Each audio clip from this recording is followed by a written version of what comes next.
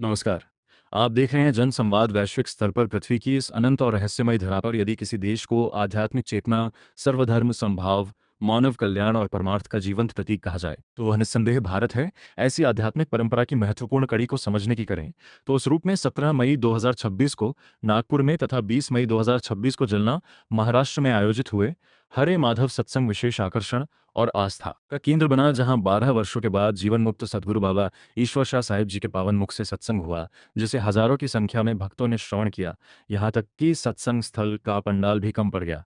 फिर पंडाल की साइड खोलकर पंडाल के बाहर मीटिंग बिछाकर संग तो बैठाया गया। हमारी टीम ने देख तो ऐसा लगा किसी दूर गगन में एक स्वर्ग का नज़ारा महसूस हुआ, जो बयान नहीं किया जा सकता। ये इस रिपोर्ट को देखें तो आपको भी महसूस होगा कि काश हम भी उन पलों की खुशियों में डुबकी लगाते।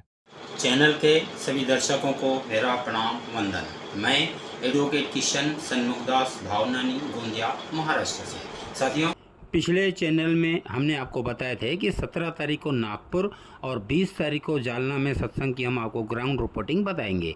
हम 17 तारीख को सुबह ही नागपुर पहुंच गए थे और हमने देखे कि रेलवे स्टेशन से हमने अपनी ग्राउंड रिपोर्टिंग चालू की, तो रेलवे स्टेशन पे देखे कि भारी मात्रा में संगतों का आना शुरू हो गया था। उन्हें वाहन सेवा वाले उनके रहवास स्थल और खाने पीने के स्थल पर हर तरह उन्होंने जैसा बोले थे वो पहुँचा रहे थे। हम देख रहे थे कि रेलवे स्टेशन से, प्राइवेट बसेस से, प्राइवेट कारों से, अनेक साधनों से संगतें वहाँ नागपुर पहुँच रही थी।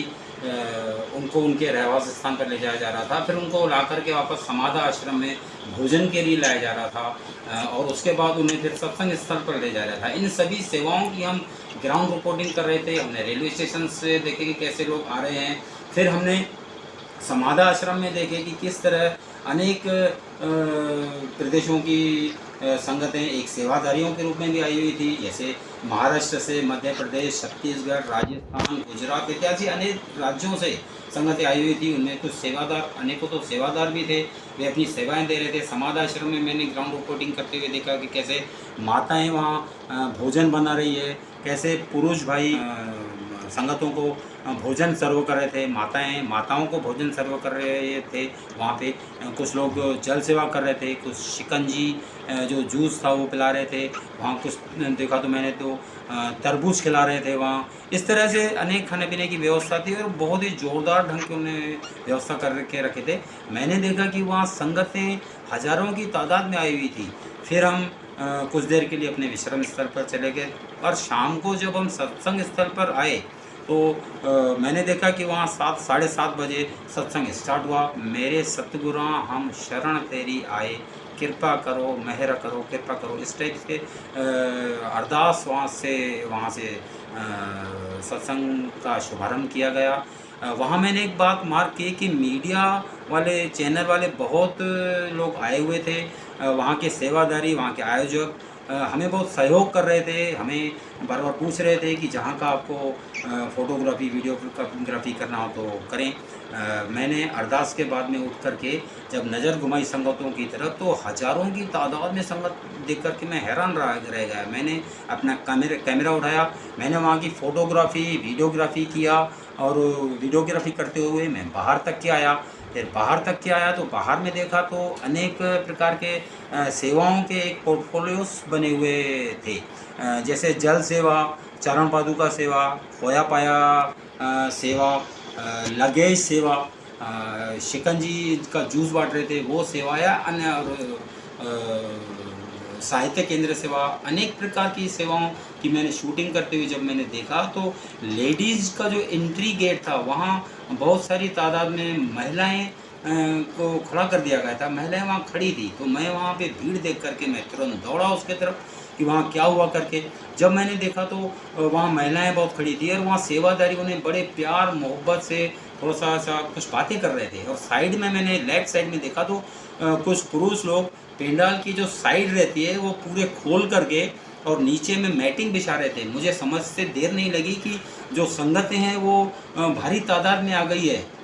फिर मैंने एक माता से पूछा कि बहन जी यहाँ क्या हुआ है, तो उन्हें कहे कि सर यहाँ संगतें जो आयोजकों ने जो एक अंदाज लगाए थे उससे कहीं ज़्यादा मात्रा में संगतें आ गई है, तो उनकी व्यवस्था कर रहे हैं। फिर मैंने पुरुषों की तरफ देखा तो वहाँ भी इसी तरह से संगतों की व्यवस्था कर रहे थे। फिर मैंने तुरंत फिर सत्संग स्थल पे गया, फिर सत्संग स्थल पे अंदर देखा तो बाबा जी विराजमान थे, सारी संगतें बाबा जी की तरफ निहार रही थी। वहाँ शब्द चल रहे थे, कीर्तन चल रहा था। वहाँ पे मैंने एक वीडियो देखा तो वहाँ पे कलश की महिमा बताते हुए एक बड़े वीडियो पे दिखाया जा रहा था सब। फिर बाद में देखे तो बाबा जी ने अपने पावन मुख से उन्हें सत्संग किए और फिर सारी संगतों ने सत्संग श्रवण किए। उसके बाद कुछ देर में सत्संग समाप्ति की और प्रस्थान था तो संगतों को एक लाइन में खड़ा करके और बाबा जी के सामने चरण वंदन चरण स्पर्श कराने के लिए अनुमति दे रहे थे। तो मैं देखा कि हजारों की तादाद में संगतें दूर दूर तक लाइनों में खड़े थे और आयोजक या जो सेवादारी थे बहुत स्पीड से बाबा जी के सामने उन्हें चरण वंदन कराते हुए और बाहर ले जा रहे थे। कुल मिलाकर के मैंने देखा कि ऐसा मैंने पहली बार देखा कि किसी सत्संग स्थल पर बहुत भारी मात्रा में आयोजकों के अनुमान से कहीं ज़्यादा संगतें वहाँ आई थी। हर संगत को बहुत अच्छा लगा, वहाँ मीडिया वालों को अच्छा लगा। वहाँ कई मीडिया चैनल वाले लाइव रिकॉर्डिंग कर रहे थे, कुछ लाइव संगतों से बात कर रहे थे। यानी कुल मिला के जो हरे माधव सत्संग नागपुर का आयोजन था बहुत ही अच्छी मात्रा में, बहुत ही अच्छे लेवल पे था और बहुत संगतों को आनंद आया। मैं चाहूँगा कि आप भी, आपके सिटी में भी अगर हरे माधव सत्संग कभी होए या कटनी जा कर के हरे माधव सत्संग का सुने और वहाँ जरूर जाएं। हरे माधव जी, आपका बहुत बहुत शुक्रिया।